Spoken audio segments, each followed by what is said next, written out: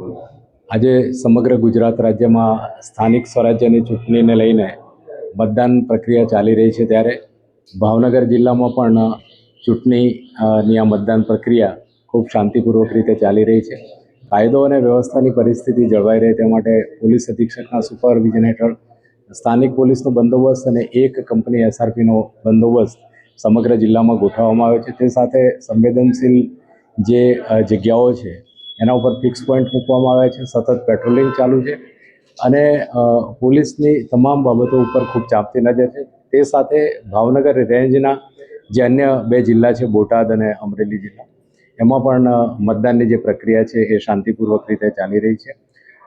મતદારોને વિનંતી કરું છું કે લોકશાહીનું આ પર્વ છે ને એમના મતનો એ ઉપયોગ કરે અને આ ઉત્સવને ખૂબ હર્ષ અને ઉલ્લાસથી પૂર્ણ કરે.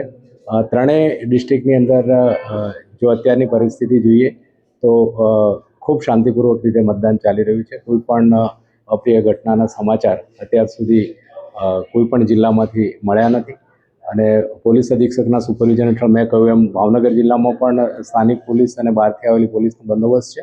અમરેલી જિલ્લામાં પણ સ્થાનિક પોલીસ અને બહારના જિલ્લાઓમાંથી આવેલો પોલીસ ફોર્સ, એક કંપની SRP, અને બોટાદમાં પણ એ જ રીતે બંદોબસ્તની વ્યવસ્થા કરવામાં આવેલી છે.